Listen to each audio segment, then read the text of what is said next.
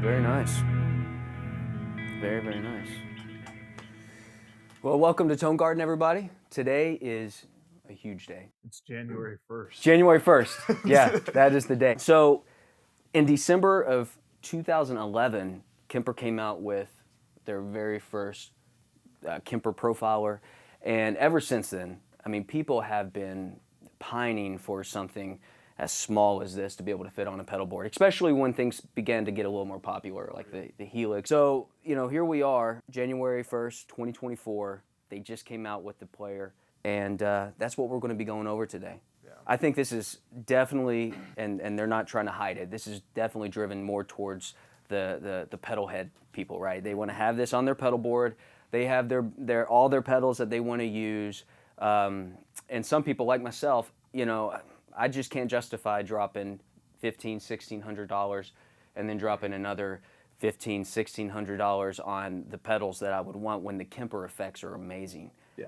So this kind of solves that problem. It cuts the price in half somewhat, right? It's $698, $2 less than the Helix, right? They wanted to come in and beat the stomp. So yeah, I mean, it solves some problems that the Kemper users had with Kemper. Yeah, one of them, I guess, is just like, obviously, like you mentioned, price and everything, and size. You can't put a stage on the pedal board at all. Well, I guess you could if you wanted to take up the whole I've seen some people do it. They'll get the big pedal boards, and then they'll have the stage with all. I mean, but that pedal board is huge. It's ginormous, and traveling with that can be a little cumbersome.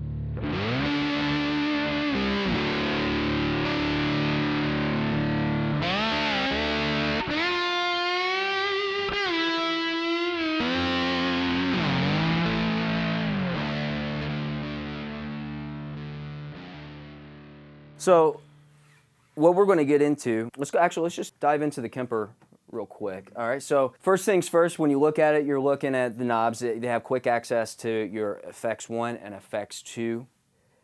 These are going to be knobs that you can make quick adjustments. Now, that's one thing that I love about this. You know, some on the stage, especially, sometimes if you want to make a quick adjustment on the fly, it's not really there. You got to go into your subset, you know, your settings, and go into your delays and make or whatever. I mean, it just things get a little bit more convoluted.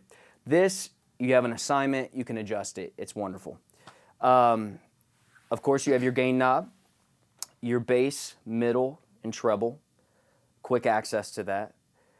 Your rig volume, your master volume. What is Bluetooth volume? Does this thing do Bluetooth? It's a good question. That is something to explore. There is Bluetooth. I know there's Bluetooth because when you're connecting it, you have the option between Bluetooth and Wi-Fi. The Wi-Fi connects to the app.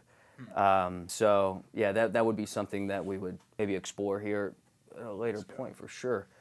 Rig volume and master volume being separate. I'm curious what that does. You know, so I do use this on my Kemper stage when you have your different scenarios. You know, you have your 1, 2, 3. On the performance where I'm hitting the chorus, right? On that particular rig, I might want a little bit of a bump. Compared, right? So I'll go into my rig volume and I'll turn that up. Okay, that makes sense. So it doesn't affect the overall master volume of everything. It just affects that one rig. So that's one thing that I use that for when I'm using my stage. So you have your banks, and on here you have 10 banks. And this app, and you'll see it on the screen. There's 10 banks, and each bank has 5 settings. Kind of like the stage in that way. Absolutely. It's almost like performances. Right. So you hit your banks, and you can see it on the app as you're going through it. It is changing with you. Okay. And then if you hit 4, it's going to take you to bank 4. There you go. Very nice. So you got that rock right there, man. That's awesome. It said Marshall. I had absolutely. You have to hit the dad chords for that one. All right, and then, so yeah, like I said, you have 10 banks, 1 through 5 on the app, and then you just simply select 6 through 10, you have the rest of them. So, odd. Yeah, I think it's probably for, you know, if you're using your phone, it's small screen size. That's my thought. I think it's a little strange to have the companion app for this at times. I agree. If this isn't all MIDI accessible, which I'd love to find out at some point. Yeah. That would be a little frustrating. Because if I built a board with a switcher, right, and I wanted to change amps or banks without having to reach up and hit this, if I had like a MIDI switcher for all my pedals, I don't want to have to use the app or play around with this the whole time at all. Well, and some of the concerns, in which we can get into this in a little bit later, but some of the concerns that I saw from some people on message boards is basically, hey, what happens if they stop, like some of these other companies, they stop supporting or providing updates? Will this become archaic at some point? Because it's not all hardware. Yeah. It's a hardware-software mix, and it's very dependent on this. Mm-hmm. I've had the same patch on my stage for over 4 years now, but because everything's built in and works the way it does on the stage, like that's never going to be obsolete. Exactly. No matter when it goes, you know, if my Kemper's out of date and stuff like that, it still works. Yep. And I'm kind of concerned that you wouldn't be able to access some of what you have on here. Yeah, and that, I guess that, you know, one thing that takes us into your foot switch assignments, right? So we'll go back here on the amp here. So yeah, the Kemper out of the box on your foot switch assignments, it's going to be number 1, it banks up, number 3 banks down, or vice versa. Actually, I can't remember because I already switched up the assignments. But your 2, they have it like already assigned as an effect. Okay, so super simple to go in and assign these to different things. All right, but it is all, any assignments that you do have to be done in the app. You know, I mean, it's dependent on the app, and I think that's something that anybody who's interested in this needs to be keenly aware of. These 2 things live together. I mean, they have to be together. All right, so let me just pull up a profile. I dropped in a AC100.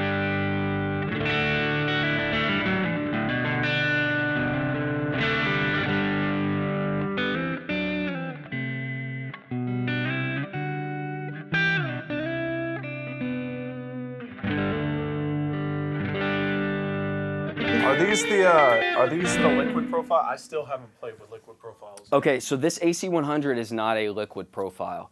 The next one over is... What are these, though? This amp model? Nah, I didn't dive too far into it. Let's just jump into it. Let's see what it does.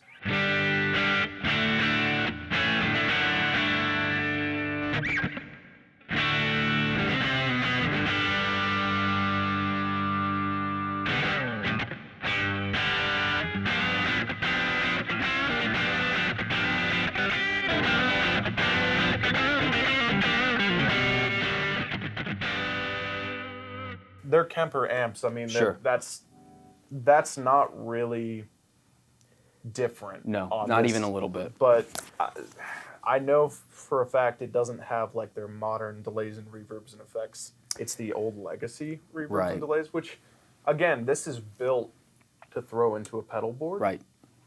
I don't hate the original effects either. I don't either. I believe it's 136 effects from their over 444 effects that is in the big boy. Yeah. Right. The big, the big brother. So I mean, you do have limited effects. You're going to see that when I was going through it, most of the effects that I was seeing was mainly in the delays. You have a lot of delay effects, different things like that. You get less when you get into some of the more obscure, like the vibratos, and you have less options. So.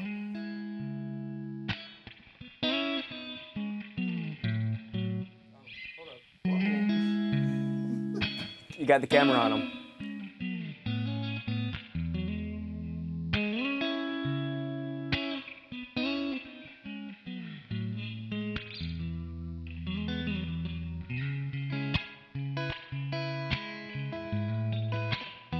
So if you go back to the rig, you see here you have foot switch 1, foot switch 2, foot switch 3, and then you see combo 1 and 2, combo 2 and 3. I reached out to Kemper officially about it to find out, like, because I'm like, am I missing something here? am I overlooking something simple? And those have not been unlocked yet. you have there's some conversation out there whether or not it's going to be, future upgrades. There's some cryptic language being used by Kemper on a Kemper message board, if potentially a DLC, kind of a pay-to-play type thing. Not a fan. Not a fan. Not at all. I'm out on it if that's the case. I'm going to be honest. I'll stick with my stage if that's the case. Because it's too expensive to do that. I agree. But since we're here, I mean, we can take a quick look at the foot switches for the assignments, right? So you have your foot switch 1. So what's great about this, and this is the one thing I love about the player, your effects 1 and effects 2, when it's assigned, when you move this knob, your mix is changing with you. As it stands for this, like for just the XLR out, you just have mono. But you can run left, right out into a DI box. So you end up spending another $100 or $200 on that. So that's another cost. Not trying to scare people away. If you already have a pedal board, though, you're familiar with that, and you probably already have a DI box lying around. Yeah, you're going to be dropping some cash to really build things up around it. I just want stereo amps. For the love of God, please. Come on, Kemper, stereo amps. I want a stage, a Kemper stage, nothing else. No, I don't. I just want a Kemper stage that runs 2 profiles left, right. I know. That's all I want.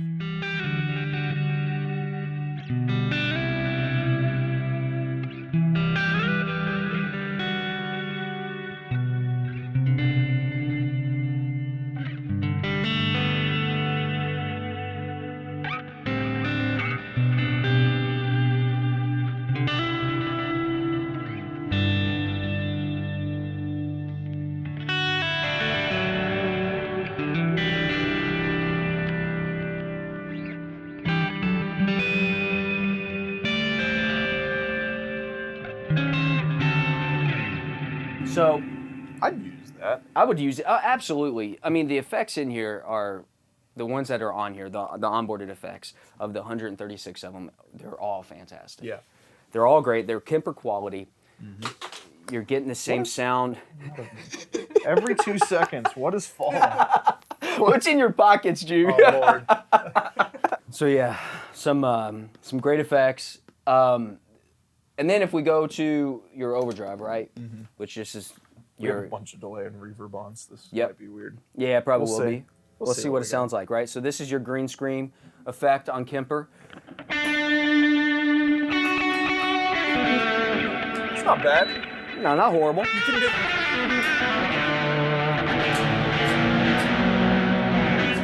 With that delay and reverb, I mean, that's a lot of. It's a lot of it. But you could get that kind of like single note worshiply stuff. Yeah, Right.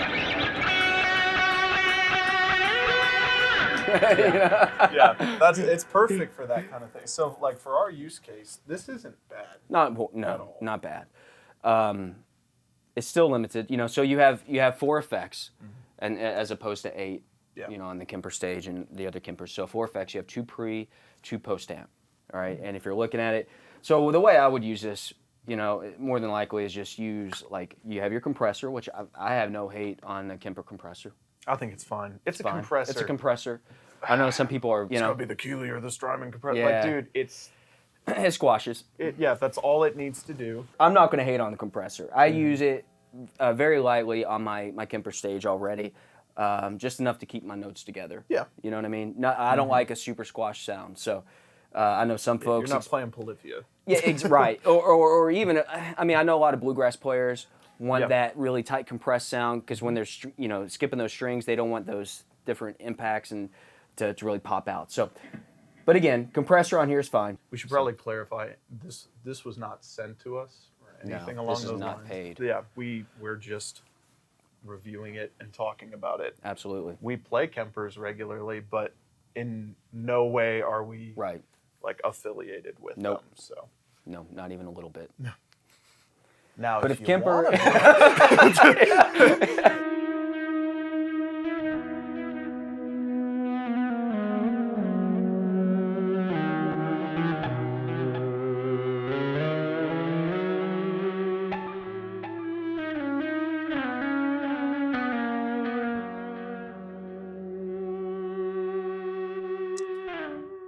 don't like the lack of performances on this compared to like.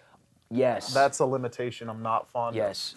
So yeah, let's talk about that. So I like many of you out there, there are probably certain performances that you buy from different folks, right? You know, Tone Junkies, Sela, other. I mean, there's a lot of them, right? I enjoy the performances that are out there. It makes it easy, and then you're able to update and change things, make it your own, right? It doesn't have to be exactly what they. It's a great template. It's a great base to start off at. If you have a performance and it's for your Kemper stage, this does not have this does not have performance mode. So when you are in your rig manager and you're trying to pull over your performance, it's not going to, that option isn't going to be there. Now, I believe we were talking about how being able to save that particular amp, right, from the performance, which I haven't tried yet. There is a way. Tone Junkies video on this talks about it. Apparently, there's a way to export the rigs out. Gotcha. From a performance. From a performance. I've never tried to do that, but it is a little bit annoying if you have a performance with like modern Kemper effects, right, or Morph or anything like that. Yep. It's not going to work. It's not going to work at all. And I've paid a lot of money for a lot of these rigs that just aren't going to work on here. The amp profiles will work. Right. Yes. And that brings me to probably my biggest issue with this is no morph.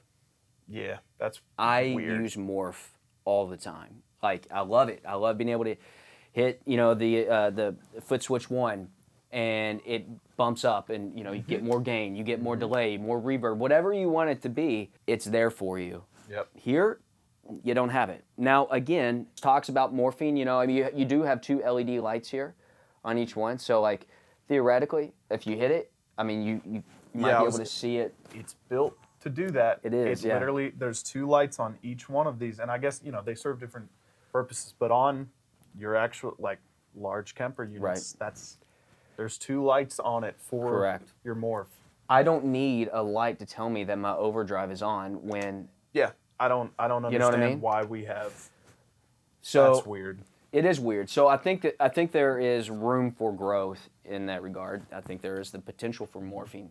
I hope the growth doesn't come with an extra price tag. Exactly. Though. I don't want to do that. Exactly. We're already paying for rigs. Yep. We already have to pay for the, what is it, $698 or whatever this costs. $698. Yep. Yeah, $698, and then you're buying rigs on top of it. Yep. Which they vary on how much they cost, but a lot of them are $5-10 a rig, and if you get a bunch of it, So like you're already investing a good amount in this. If you want to run stereo, you're buying a DI box too. Right. And now if you want a boost, you can't morph into a boost. Yeah. You have to buy a boost pedal. Yeah. Or something along those lines, or whatever it may be. Or you have to set this up with a bunch of banks. Yeah. With extra levels. Yeah, and that's too much. Yeah. I think it should just be there. Yeah, I agree. I think fundamentally, like, this isn't a question of whether this sounds good, because it sounds like a Kemper. It's perfectly fine. Absolutely. Nothing wrong with the way this sounds. But the functionality in it is weird. Yeah. It is built for a pedal board. Yep. But also, I feel like if you're going to add the opportunity to put effects in it, go all the way. I agree. And if you're just going to make it the profiles, just make it the profiles. Exactly. Which brings me kind of to my question before we get to, what did they get right with this, right? Mm-hmm. What did they get wrong? I kind of feel like for $698, they are in the middle of a lot of products, right? I mean, heck, you have the new Boss amp pedal that came out for $199, and it's been getting great reviews. People are talking about that like crazy. There's the UA stuff. The UA stuff, yeah, the Dream, the Ruby, the Woodrow. I mean, all 3 wonderful amp and a pedal, right? And you have just a few effects. Your reverb and with your different amp models and different things like that. You have your Iridium, right? Which a lot of people swear by. So, So, Not an iridium guy. I'm not sorry. an iridium guy. I hate to be biased, but I hate the iridium personally. I have one, and that's the worst $500 I think I've spent. Strymon got something wrong, according to Jude. So Yes. No, It's the I'm only actually in the Strymon same pedal. camp. Yeah, so I agree. Helix. Yeah.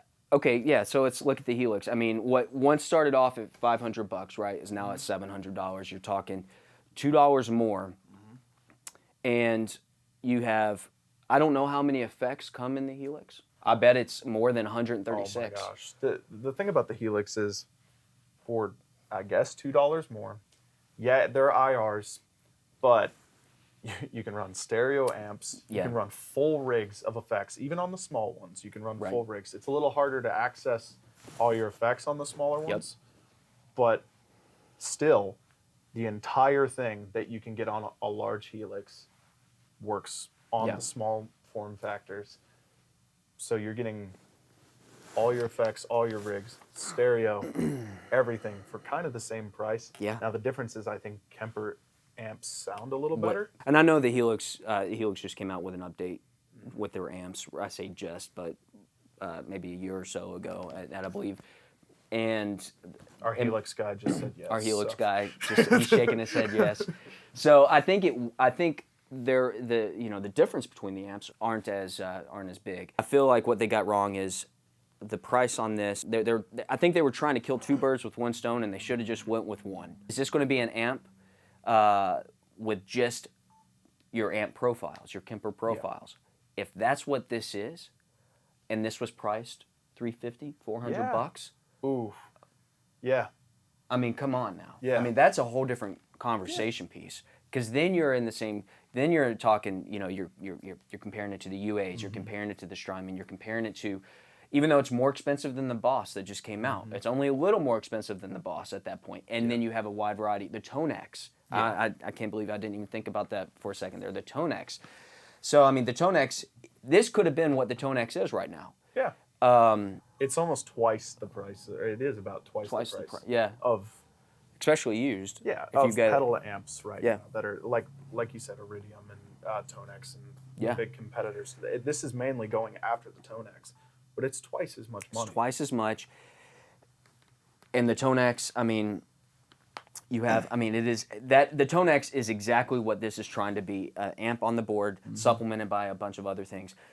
But this is like, hey, let's throw in a few other effects. Yeah. And I think it's kind of alone on an island, if I'm being honest. Yeah, it's somewhere between the functionality of a Helix and a Tonex, and I think that's weird. Yeah. Like, you need to pick one mark, because if I want the functionality of a Helix in a Kemper, just go buy the stage. Exactly. And you can buy them used now. Yeah. Relatively cheap. Yeah. So, I mean, and then you get all the effects, over 444 effects, over multiple programming assignments. You don't have to worry about, what do I leave off my board? Yep. Things like run that. Liquid profiles. Liquid on profiles. The old hardware. Still Absolutely. Just fine. So all the new features work on them. I have a hunch that we're kind of just paying for the R&D of the next Kemper. I think they you're probably keep hinting right. on the Kemper 2 or whatever, which allegedly does stereo. That's what I've heard. If it does, then I'm waiting for that. Right. That's what I'm going for. I thought about this and getting a couple of these, but at this price, it doesn't make any sense. Right. I guess one question you'll have to ask yourself is, in a mix, are you going to tell the difference between this and a Tonex for double the money in your pedal board? And a lot of people will tell you the Tonex sounds better. If the extra stuff comes out and doesn't cost money, then then maybe we have a different conversation at a later point. I'd love to compare this like head to head with some of those other. Like, I have an Iridium, could probably pull out a Tonex and stuff, and just see kind of the pedals it's really going after. If for the money, it's really that much better. Exactly. Well, if you guys want to see more stuff like this, let us know in the comments below. Let us know what you want us to see, what kind of stuff you want us to review and shoot out. Yeah. Thanks for joining us, guys.